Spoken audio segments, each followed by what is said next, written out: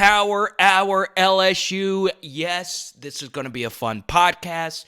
More on that coming up. I'm all about the meat. And today I want to get straight into the filet mignon of this conversation. What's going to happen next for LSU football? Oh my God, Joe Burrow's gone, and Joe Brady's gone, and Dave Aranda, and Clyde, and Grant, and the list goes on and on. Justin, I don't know what's going to happen, nor do you. A lot of the national media thinks there's going to be a decline. And a lot of the diehard LSU fans, including myself, thinks the Tigers are still going to be pretty darn good under Ed Orgeron. And there is a correct way to go about this conversation by simply saying, who cares? Who cares? You've already reached the peak.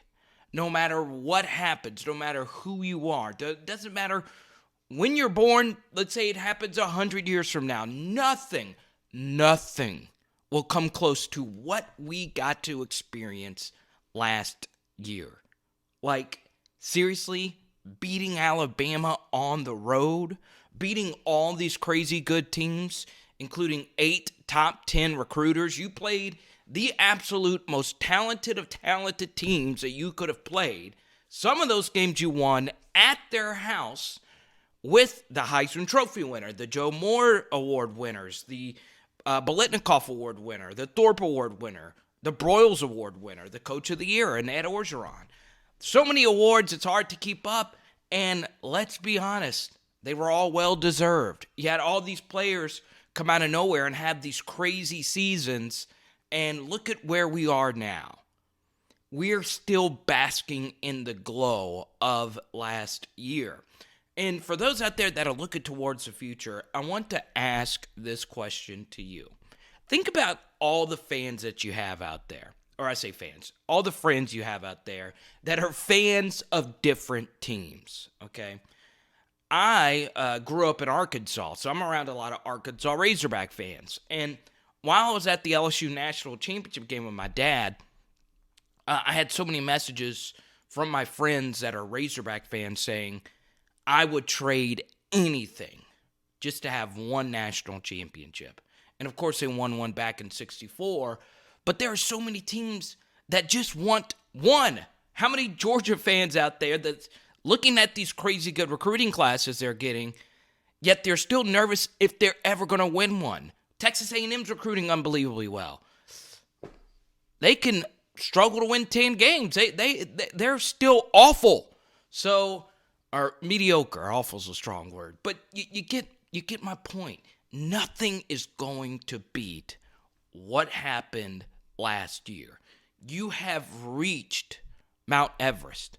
Cleveland Cavalier fans, as bad as the Cavs suck, LeBron got it done. Nothing will ever beat winning that title in Game 7 coming back against Golden State. And guess what? I'm not saying be okay if your team sucks and just be content with that. What I'm telling you is that every year there's only one national champion, and there's only one person that can take home that weird college football playoff championship trophy. Be lucky you have one. In fact, be lucky you had 3 since 2003, because these things are few and far between. So not only did you get this national championship, you also did so by becoming the best team in college football history. And there's a debate about that, early 2000s Miami or the first Saban national championship team. You can go on and on about greatest teams of all time. But nothing comes close to what LSU did last year. Look at the data. Look at who they beat. Look at how they won. And the proof is in the pudding. So, I'm fine. I'm fine if LSU has 2 or 3 straight years where they only win 9 total games. I mean, look at the SEC. Look at it. Alabama, Georgia, Auburn, Florida, Texas A&M. All those teams who you have to play every single year were top 10 recruiters. And that's not including Georgia, who you would have to play in SEC championship games if it got to that point. So, it's going to be tough for LSU to win another title. It's going to be tough for anyone in the SEC to win a title. Just be lucky that you have that one. Be fortunate that it's going to be hard for any team to come close to how great LSU was last year. And just enjoy it, bask in it. Don't worry about the future. The future's going to come. I see it in the YouTube comments and the emails from my chat sports videos and people that have been fans of my LSU content over the years. Please tell me we're not going to fall down like we did under Les Miles. And please tell me that we're not going to have this horrible drop-off like Auburn after Gene Chizik or whatever. I've read it all. Just enjoy it. Enjoy it. Enjoy the fact that you have this one. Your head coach was a raging Cajun Louisiana native. You couldn't have had it any better than last year. It will never be better than last year.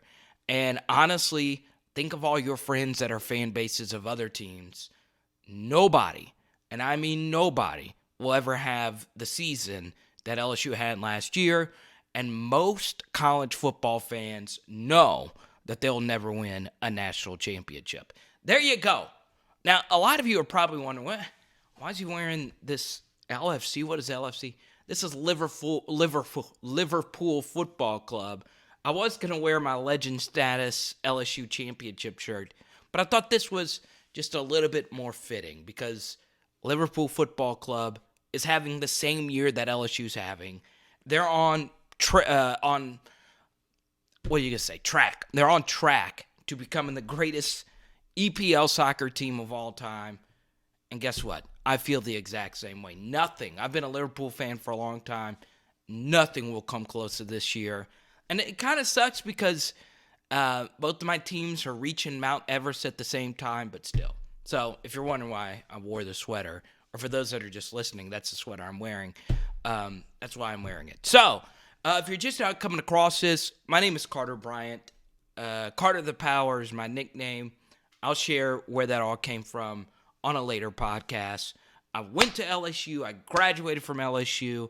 I am currently working for Chat Sports, but I've also worked covering LSU football for Bleacher Report, for KLSU, a pretty cool station on campus, and the Valley Shook. I've written there. I've written for Bleacher Report for a long time, and for SEC Country, not only for SEC Country, I was just a podcaster, but still, I'm happy for those that have followed along. I want to thank people that have subscribed to this podcast, and we're going to have a lot of fun doing this, okay? If you want to find me on social media, at Carter the Power, that's where I am on all social media platforms.